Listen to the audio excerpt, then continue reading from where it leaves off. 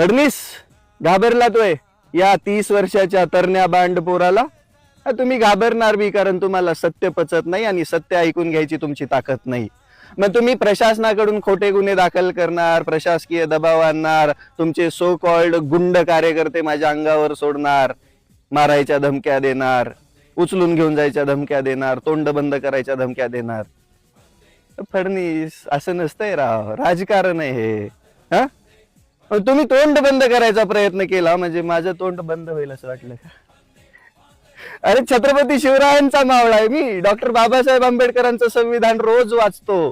ते मस्तकात उतरलेलं आहे आणि त्या संविधानानुसारच मला बोलण्याचा अधिकार दिलाय, माझं मत मांडायचा अधिकार दिलाय. तुम्हाला विरोध नाहीये. तुम्ही ज्या खुर्चीवरती बसलात, या महाराष्ट्राच्या मुख्यमंत्री पदावरती बसलात, त्या खुर्चीवरती उद्या दुसरा कोणी आला तरी मी त्याच्यासोबत पण असंच भांडणार, कारण की मला फक्त माझी निष्ठा फक्त सामान्य माणसासोबत आहे. मला त्यांचं दुःख माहितीये, मला त्यांच्या अडचणी माहिती आहेत आणि तो अन्याय दूर करण्यासाठी मला बोलावं लागेल. फडणीस तुम्ही विरोधी पक्ष ठेवलाच नाही, मग आमच्यासारख्या तरण्या बांड पोरांना पुढे यावंच लागेल आणि आम्ही बनवलेत ते.